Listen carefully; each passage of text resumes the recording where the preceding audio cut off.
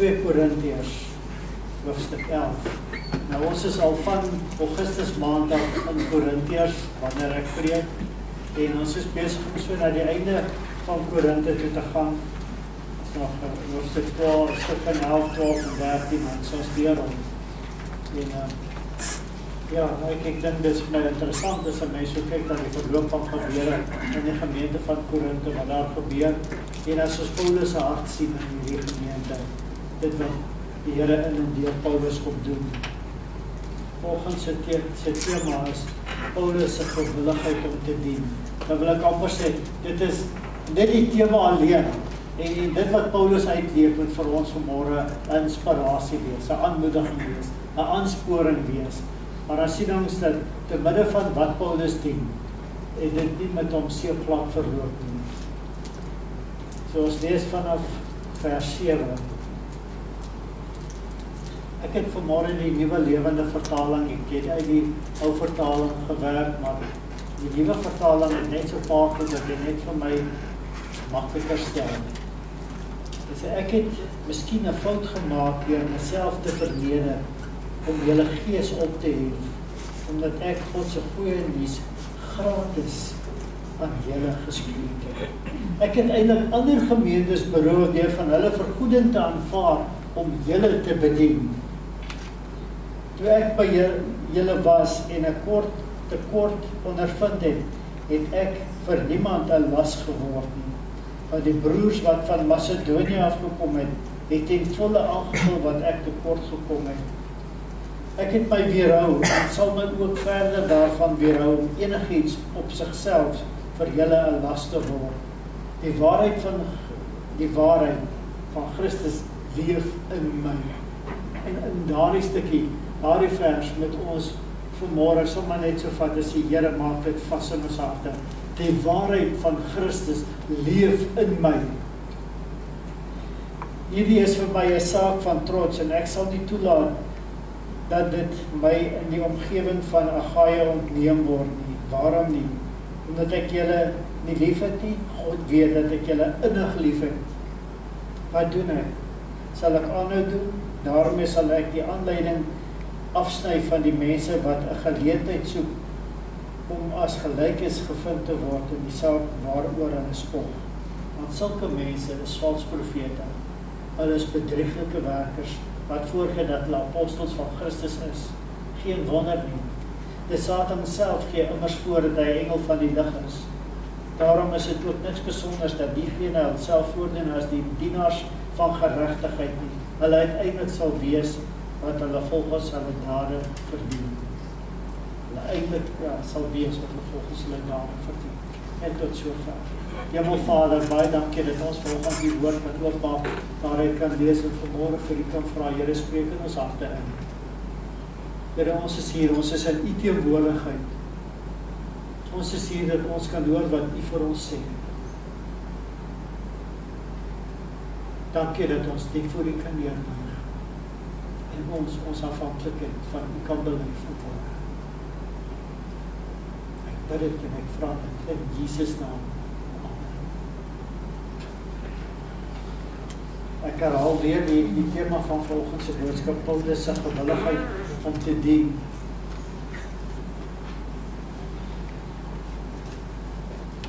As ons so kyk hier na Paulus se hart kyk, dan sien ons daar 'n paar goed. En die een ding wat in Paulus vir my kom uitstaan, is dat die Here het vir Paulus geloof gegee.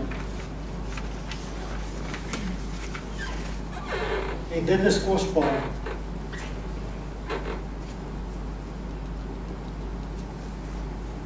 Ek en jy kan baie dinge hê, en ons kan baie dinge uit onsself uitdoen, maar as ek en jy nie geloof het nie, dan mis ons alles. Weet julle wat, dan is ons op die vlees, maak ons staat op dit, en ons kan baie uit die vlees uit doen, nie 'n fout maak. Maar ons het nodig om te weet, wat is geloof, en hoe lei God vir ons, om in geloof, om vir iemand te sê, hy leef in geloof is maklik, want God sal ons in sy behoefte voorsien. Maar wanneer jy in daai situasie is dit bietjie anders, dit is bietjie moeiliker. Want God voorsien vir wat jy nodig het vir vandag. En ons beplan vir volgende jaar, né?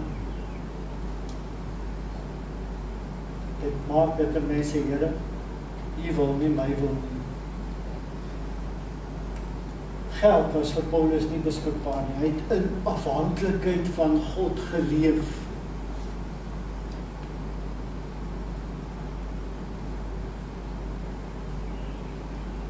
Weet ons wat dit is.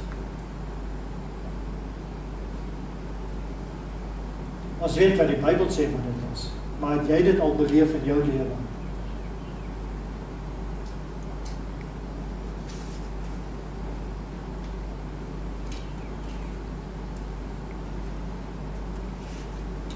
We had a trucking transport company, and when God called me, we tried to sell it as a running concern, and it didn't happen.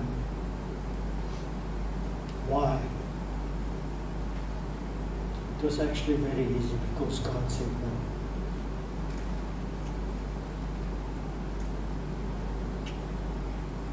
And to lock up a company in a December, knowing that you're going to seminary in January, we would really like to see that the stuff is sold and that we have money in our pockets, because we made a calculation and we thought that when we sell the property, when we sell the equipment, me and Lily will have enough money in our pockets to survive for 4 years during my study years. And God said no. This morning I'm standing here and I'm sharing this with you because I just know a fraction of what Paul went through. Net 'n klein gedeelte van dit wat Paulus beleef het.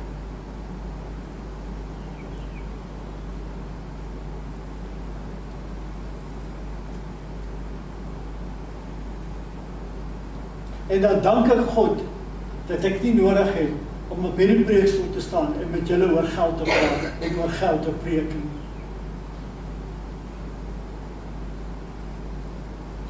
Want ek sien ook dit by Paulus.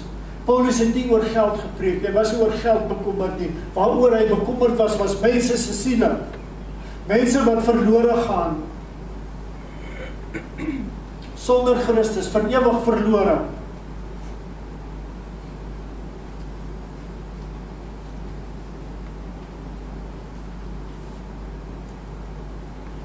Paulus wil die voorbeeld van 'n vader baie keer in sy goed inbring. 'n Vader wat vir sy kinders voorsien.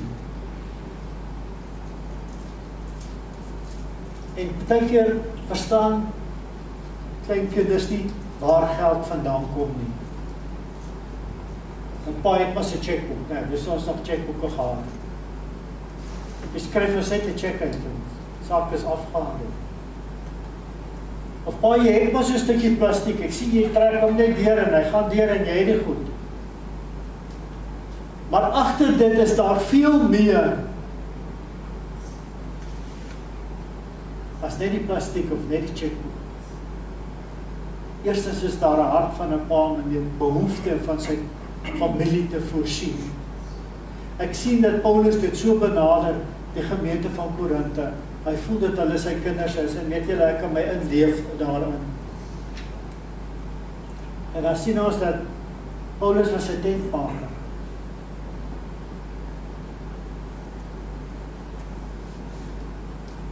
Tentmaker kan nou verskeie goed impliseer, né? Was hy besig om fisies tente te maak? Dis moontlik. Maar tentmakersbediening sê dat jy het 'n sekulêre werk terwyl jy in God se bediening betrokke is. Ek kan wil lees op deur dit.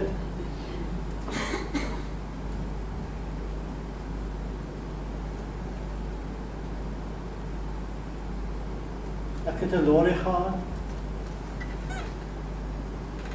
Soms het ek met die lorry kweekskool toe gery.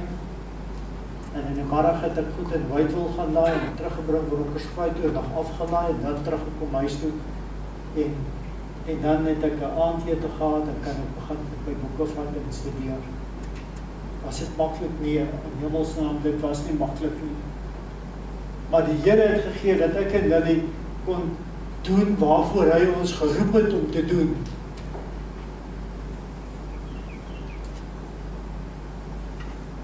Ek het 'n kerkraad gehad. Wat sê, Safi, wil jy nie die lorry verkoop nie? Toen ek kom deel na hart met julle vanmorgen. Hiermee was so standaard 9. Miskien matriek en baie omstreke. En ons het die hele tyd met God geredeneer, hoekom ons nie hierdie inkomste sonder dit kan klaarkom nie. Ons het eers verseker wat by lorry gaan. En toe kom ons by 'n punt waar ons versekering kon uitneem. En wil jy glo 3 maande na ons versekering uitgeneem en word die lorry gesteel. Hierdie nuwe Suid-Afrika is 'n bose plek. Maar hierdie lorry se steel het niks met die nuwe Suid-Afrika uit te waai gehad het nie. Dit het alles te maak gehad met my en Lily en hoe ons God vertrou het en hoe ons met hom geredeneer het om hierdie lorry wat vir ons 'n inkomste bied. Dit was nie misdaad in Suid-Afrika nie, dit was God wat gegee het. Hy sien ons sukkel om van die lorry ontslae te raak en hy sê, "Wag, ek julle help." Lennart, as ek so kyk, jy het nog vir my van daai lorry se parte gemaak, baie keer daaronder, toe was jy daar waar Kino Wys was. Dit is 'n paar jaar terug. Weet julle, ek en Lily het gaan bid, en die mense vir week, hy is met 'n vrag gesteel, 'n vragstal. Toe bel die mense vir my, sê, "Sakkie, jy moet ons kom sien, ons wil weet wat het jy besluit." Ek en Lily vir ons gaan afsonder vir so 3 dae. En die Here sê vir ons, die tyd van die lorry is verby. En ek ry Pretoria toe. Ek weet van julle het al die verhaal gehoor. En dan vraag my, "Sakkie, wat het jy besluit?" Ek sê, "Weet julle nie, die Here het gesê, ons is klaar, ons gaan nie ander lorry koop nie." So die eerste is nou jammer. Ons het 'n voorstel gehad. En dan is 'n mens mos nuuskierig, wat wil hulle voorstel? Hulle sê, "Nee, kom ons deel met jou, ons sal vir jou lorry koop, en soos die trok werk, dan kan jy hom afbetaal." En dan, wat gaan deur 'n mense gemoed as jy nou dit het? Here, het ek reg gehoor? Dis wat deur 'n mense gemoed gaan. En ek het vir hulle gesê, Here, ek waardeer vir julle so baie, maar die Here het gesê, dis klaar. Ons het nooit teruggekyk oor hierdie hoofstuk nie. Ons het nooit die nuwe Suid-Afrika blameer vir dit nie. Ons het geweet, God was betrokke by dit. Net 'n kantnota, ons het weer by die versekering gekry vir die trokkes wat ek om my tyd sou verkoop. Dit het vir ons as vir ons 'n seën gewees. Ek het mense gehad wat sê, "Sien jy, jy het God nie vertrou, jy het versekering gaan uitneem, toe steel hulle hom." Sê, die mense weet nie waarvan hulle praat. God se plan is nie my plan nie.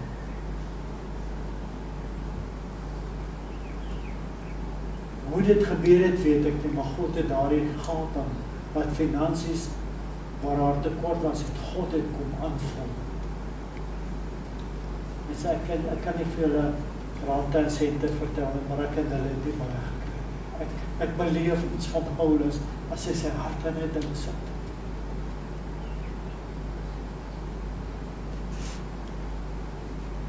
Maar ek en Lily het geleer in hierdie proses, om van God afhanklik te wees. En dis sekerlik die beste plek waar jy in die lewe kan wees, is om te weet hoe afhanklik jy van God is. Dat jy nie op jou eie vermoëns kom staat maak nie. So ons weet wat is dit om 'n tentmaker bediening te hê, as Paulus sê, tentmaker. Ons weet wat is dit om nie 'n tentmaker te wees nie. Paulus het dit gedoen met die een doel voor oog, dat hy die evangelie kon verkondig. En hy het alle maniere gesoek hoe om middele te vind om die evangelie uit te dra. Dit was Paulus hart. Weet julle, dit is so kosbaar. En dan sê ek het geen ondersteuning van julle ontvang nie. Hy sê dit vir die Korinte.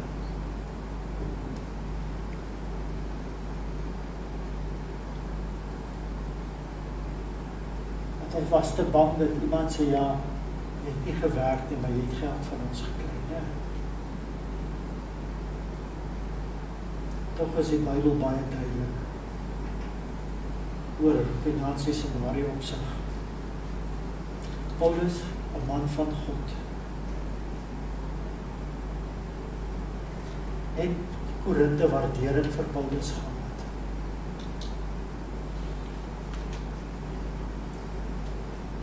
Hy wil kom by dit wat ek net oor gesê het. Sommige mense in die gemeente het 'n predikant lief as hy kom, en ander het hom lief as hy gaan.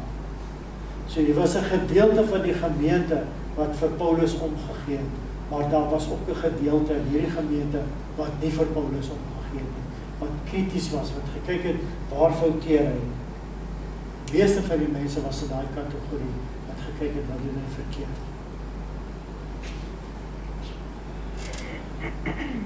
En dan kom die Jode. Ons weet hier was 'n Joodse komponent binne in die gemeente van Korinte wat goed oproer gemaak het, moeilikheid gestook het. En hierdie Jode het gekyk na Paulus se finansiële beleid. En hulle het gesê, as iemand soos Paulus is hy nie apostel nie.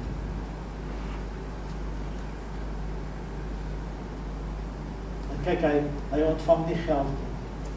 Hy vat nie die gemeente se geld nie. Hulle bereid uitkom, die weet ek nie, maar hulle het dit teen Paulus gebruik, die feit dat Paulus daarvoor nie gewerk het. Ons leef vandag in 'n wêreld in 'n tyd waarin ek en jy weet dat in hierdie wêreld waarin ons bly, kry jy niks verdiend nie. Dis ek reg. Jy moet werk vir elke ding wat jy het. En so iets van dit skema deur hier in die gemeente van Korinte, waar Paulus sê, ek het eintlik nie julle geld nodig nie, die Here sal vir my voorsien. So Paulus het in geloof uitgestap, hy het God kon vertrou.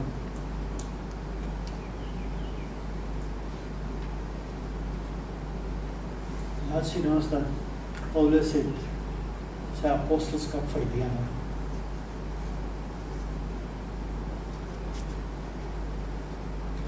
Hoekom kan ons sê Paulus was apostel? As twee redes. Die eerste, wat het met Paulus op die Damaskuspad gebeur? Hy het ervaring gehad met die opgestaande Christus, het hom gesien. Toe die lig om hom skyn. Dis die ene. Die ander ding wat hy gehad het is, God, of Christus, het vir Paulus 'n roeping gegee om na die nasies toe te gaan.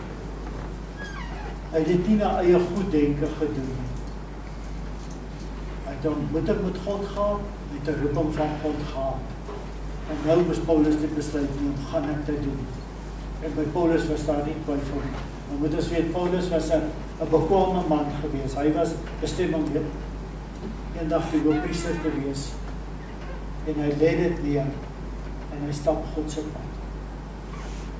En mense was bang vir Paulus, want hulle weet wat het hy gedoen. Miskien moes daar 'n kopskuif by Christene van daardie tyd kom om te sê, hierdie Paulus wat ons in die tronk gegooi het, is nou die Paulus wat Christus as verlosser en saligmaker verkondig.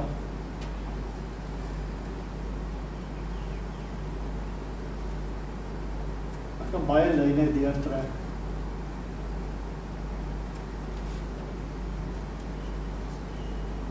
Hierdie sakkie wat by regs en politiek in Bronkhorstspruit betrokke was. Julle hoor wat ek sê. Nou dink hy is hoog heilig, hy staan op 'n preekstoel en hy verkondig die evangelie van Jesus Christus. As mense wat vir my en hulle gesê het, is julle nou ANC, het julle politiek verander. hulle het nie verstaan dat God in ons lewens ingegryp het nie. 'n radikale verandering gebring het nie. Dit is waartoe God in staat is. Mense, ons kan nie by Christus uitkom nie. Ons kan nie sê ons het tot bekering gekom en ons lewe het nie verander nie. Jou lewe kan nie dieselfde bly as jy God se teenwoordigheid inkom nie. Dan is dit vals. En ek sien dis wat Paulus kom uitleef het hierso.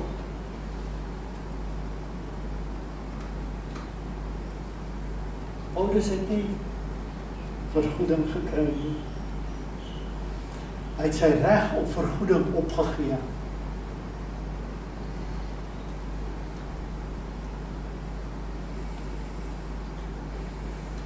Paulus se uitgangspunt was hy wil nie die evangelie gebruik om geld te maak.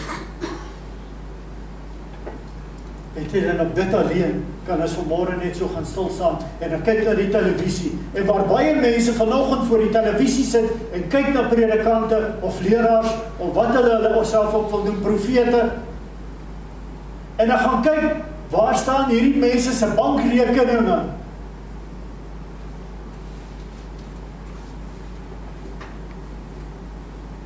En dan gaan kyk wat sê evangelie verkondig hulle. Dan sien ek iets anders as wat ek by Paulus sien.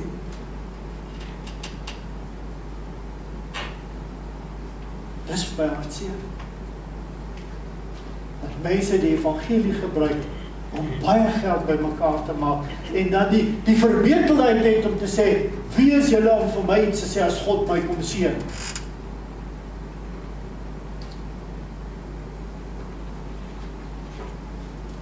Ek is ook nie by die punt om te sê, Lord, you keep him humble, we'll keep him poor nie.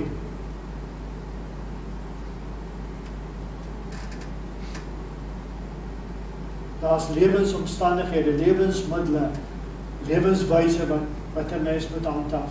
Maar geld moet nie die kruks wees waar rondom dit draai nie. Dit moet die evangelie wees. Wat is die evangelie?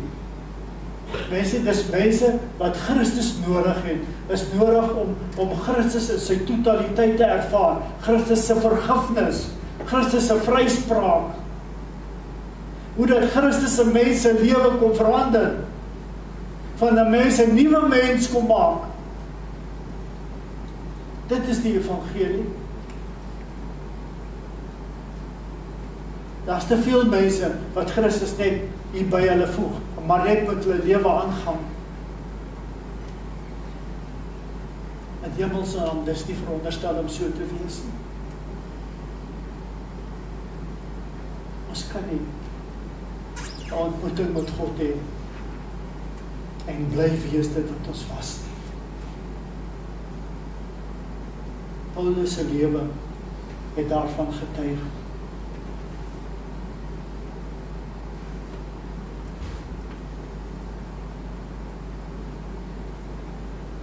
Kon nie Paulus beskuldig van 'n geestelike besigheid nie. Maar ons sien ons wel dat die Jode wat in die gemeente is, het die voordeel, finansiële voordeel uit dit uitgetrek.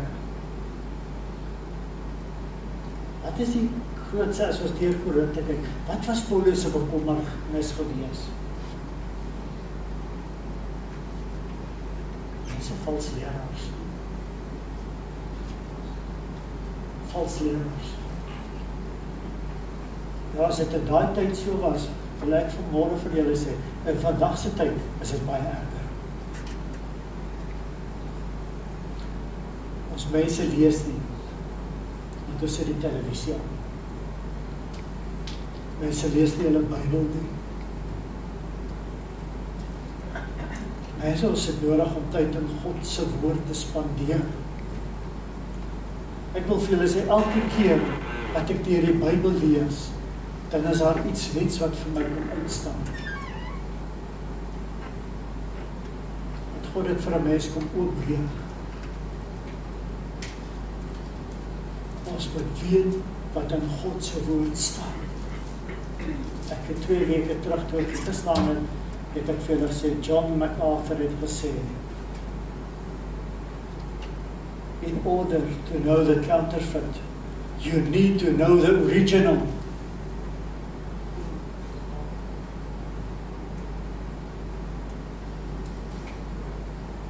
I also told you that when a person was trained as a teller in a bank, he was put in a place where he was handling money, so that they can feel the difference between original and counterfeit, just by working with it, not putting it under the purple light on the counter, just by touching it.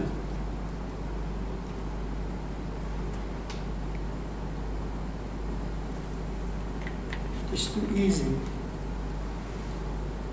to follow people that you do not know what are they standing for. Is it a true gospel? There are many fake teachings out there. Mense, en as Paulus bekommerd was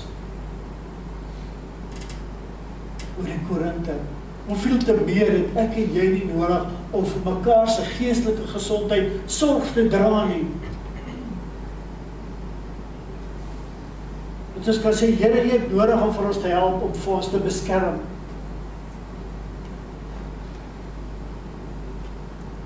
Dis die hart van die gemeente wees. Dit was Paulus hart vir die gemeente van Korinte. Dan kom Paulus in vers 8. Hy sê daar in vers 8, ek het eintlik ander gemeentes beroof deur van hulle vergoeding te aanvaar om julle te bedien. Nou, weet jy, ons kan 'n sendingboodskap van dit maak. Want ons sien dat gemeentes het bygedra, het vir Paulus finansiëel ondersteun om die evangelie in Korinte te gaan verkondig. Dis 'n wisselwerking gewees. Maar Paulus sê, ek het eintlik van daardie gemeente se geld gevat om die evangelie by julle gratis te kan verkondig. Nou soos niks wat jy verdien kry is moeite werd nie, né? Dis eintlik al 'n ou ding, né? So oudjies wat Paulus sê dan is. So as jy iets verdien gee dan is daar nie veel in dit.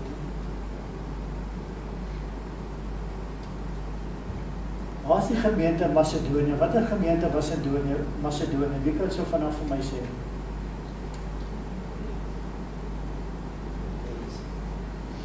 Ja. Wat sê Filippense? Die Here het 'n vrygewige gewer lief, 'n blydmoedige gewer lief. Nou kan ons sien, hierdie blydmoedigheid en vrygewigheid het effek op Paulus gehad, en Paulus het effek in die gemeente van Korinte gehad. Kruisbestuiwing wat plaasvind. Daar kan mense in Taiwan, gemeente, sending uit Suid-Afrika, finansiëel ondersteun en 'n impak gemaak daar verder. Hulle het die geld van die Hakka mense gevat om die Hakka mense te gaan bedien. Nee. Hier was mense wat sê, ons Jesus sending, hier is iemand wat ons die vermoë, die vertroue het, die vertrou om die evangelie van Jesus Christus aan daardie mense te gaan verkondig. Maar ons is ook in vandag se tyd op die punt dat ons wil rendement sien op ons belegging, né? Ek het al baie keer gesien dat mense vra vir sê, nou hoeveel mense het jy nou tot bekering gelei? Mense in die eerste 7 jaar van Daniel se bediening in Taiwan het daar niks gebeur nie. Gaandeweg het die Here vir Daniel opgerig, en gaandeweg het hy vir hulle guns gegee en krag gegee, genade gegee, maar was om deur daardie tyd te volhard en God te vertrou saam met hulle vir 'n deurbraak oor daar onbereikte volksgroep.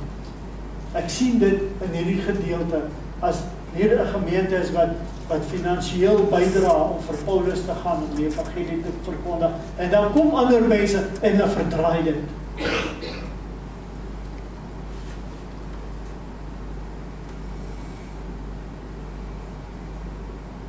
Sien weer die konsep van 'n vader, van 'n gesin. Vader wat vir sy kinders gee.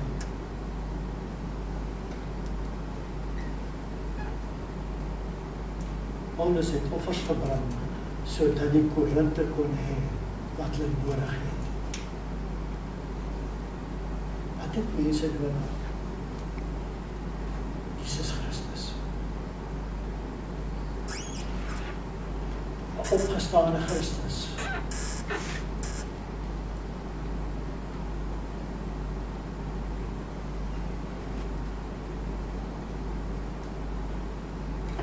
Paulus het nooit gespog nie. En as ons dan na vers 10 toe gaan, en vers 10 sê, die waarheid van Christus leef in my. Hierdie is vir my 'n saak van trots, en ek sal nie toelaat dat dit my in die omgewing van Agaia ontneem word nie. Christus, die saak van die evangelie, is vir Paulus 'n trots. Die waarheid leef in hom.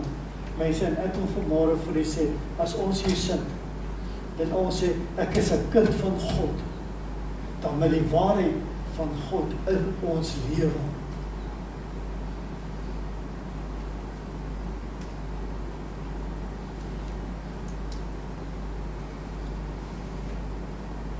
Ek kan baie ander dinge vir julle sê, dit vir julle sê, maar kom ons staan net hier by ons vanmôre, en kom ons vra net, Here, spreek U in my lewe, dat U waarheid in my hart vas staan. Op die einde van die dag is dit wat gaan saak maak.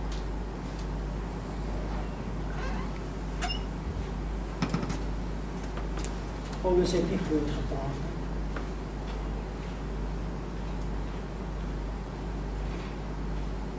Paulus was nie skaam om te sê dat die waarheid van Christus in hom is nie. Paulus was nie skaam om te sê, volg my, soos wat ek Christus volg. Dien die Here soos wat ek hom dien. Hy was 'n mentor, hy was 'n voorbeeld. Mense, dit is wat moet gebeur wanneer die waarheid van Christus in ons is. Dat ons so 'n impak in mekaar se lewens kan hê, dat ons so 'n impak in ongelowige mense se lewens kan hê.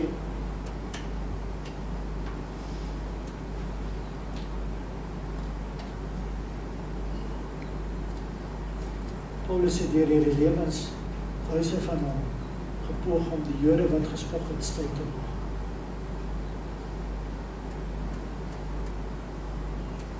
Ook dat niemand beskuldigings teen hom kan inbring.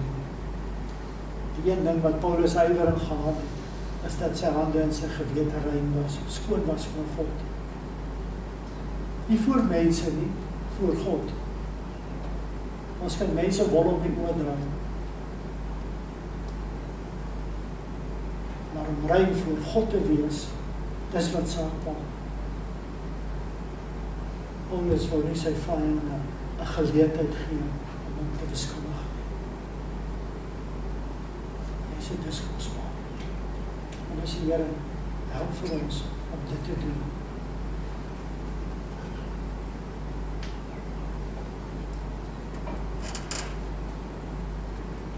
As ons na vers 9 gaan, dan sien ons weer, hy praat daar. Die ek by julle was in 'n tekort ondervind het ek vir niemand anders geword. Maar die broers van Macedonië afgekom het in volle aangevoel dat ek tekort gekom het. Ek het my weerhou en sal my ook verder daarvan weerhou om in enige opsig vir julle 'n las te wees.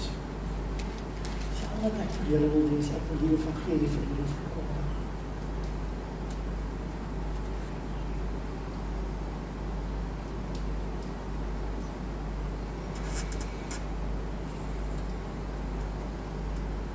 Hy het slinks te werk gegaan om 'n gemeente te beloof. Nie in sy prediking nie en ook nie in sy hantering van geld. As hy vir die Korinte 'n meelsteen of 'n struikelblok nie. Paulus was oop en eerlik. Hy sê dit is wat ek in u wil wees. Oop en eerlik. What you see is what you get.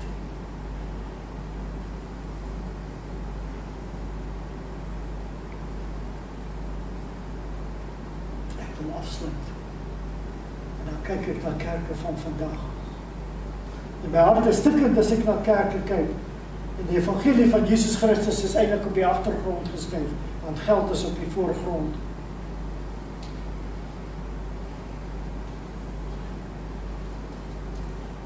Ons kry gemeentes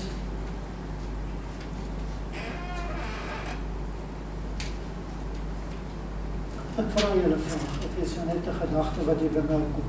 Hoekom gaan plant groot kerke? Nie 'n gemeente in 'n arm gebied nie.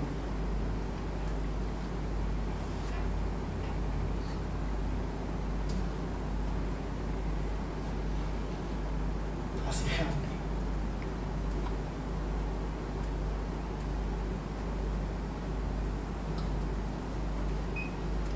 Dis die realiteit van dit wat ons hier kan vandag sien.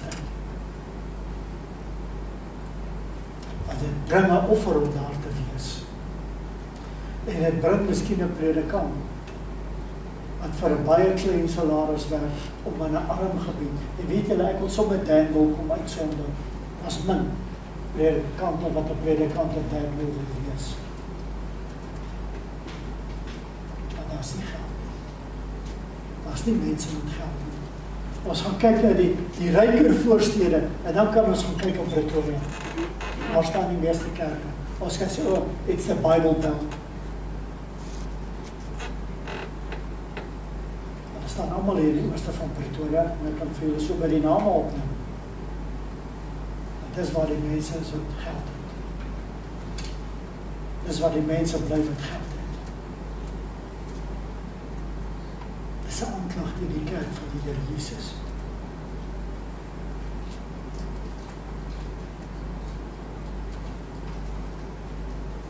De Amerikaanse president,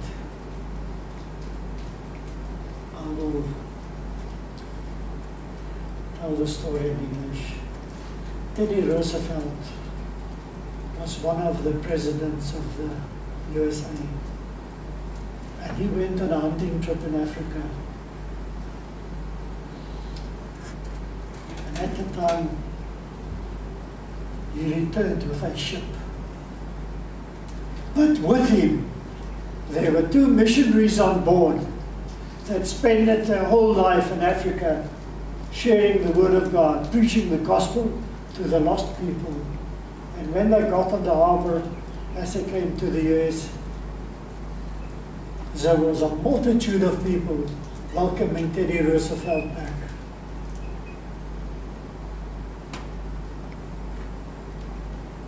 And there was nobody that welcomed these 2 missionaries.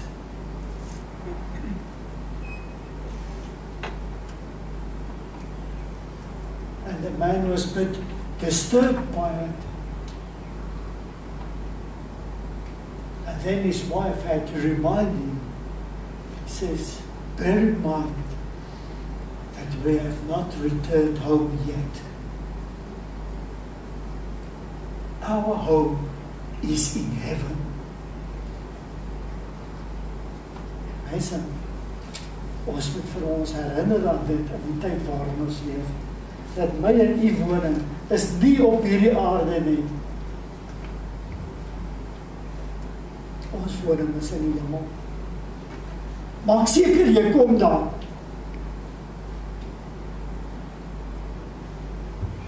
Paulus was jaloers op die kerk, want 'n mens mag mos nou nie jaloers hê nie, né? Maar hy was jaloers op die kerk. Hoekom? Hy was lief vir hierdie gemeente gewees. Hy het omgegee vir hierdie gemeente en hy wou nie dat hierdie gemeente verlei word nie. En ek sien dit hierso, hoe dat mense aankom en sê, die Here het vir my 'n teken gegee. Dis hoekom ons nou hier is. En wragtig 3 maande later is daar mense weg. Nou gee God vir my 'n teken in September maand en by volgende jaar Januarie is daardie teken uitgedien. As ek 'n teken soek om by 'n gemeente aan te sluit en God het vir my 'n teken gegee, dan moet ek aanvaar dat God dit vir my gegee het. Anders het ek maar net so op die begeertes van die vlees gegaan. Dit het nou in die afgelope tyd in hierdie gemeente gebeur.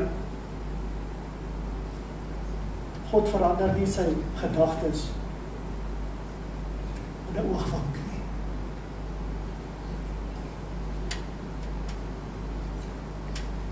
Paulus het met sy hele wese gepoog om hierdie gemeente teen geestelike ontrouheid te beskerm.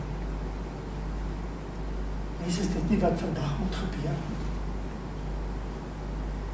'n ander geleentheid is hier mense wat hier in die middel gesit het.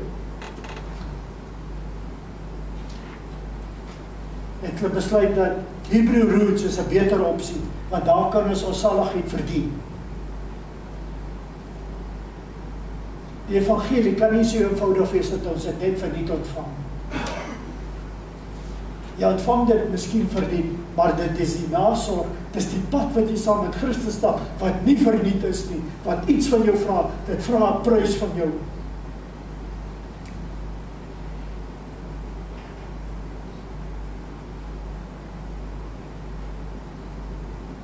Dis die goed wat ons vanmôre sommer vasse net en ons harte moet kom vasmaak.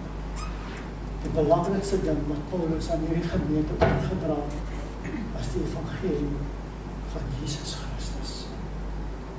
Onafgewater. Paulus sê, as daar iemand is wat 'n ander evangelie bring, anderster is wat ek vir julle verkondig, glo hulle nie. Ons sit vandag met 'n social gospel. Ons sit met 'n emerging church.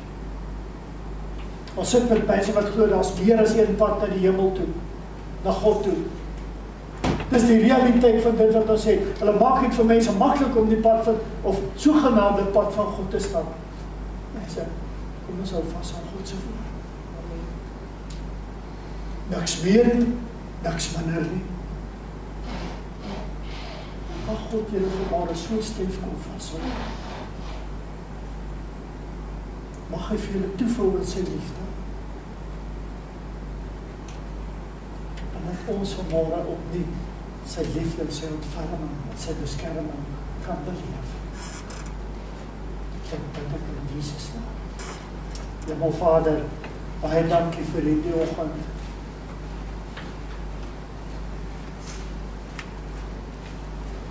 Dankie dat ons net voor U kan stil word. Dankie dat ons na Paulus se lewe kan kyk. En Paulus het geleef. En dit waarvoor hy geleef het, is dit waarvoor U hom geroep het. Here, help vir ons om die voorbeeld na te volg wat Paulus vir ons nagelaat het. My Vader, ek vra dit in Jesus naam.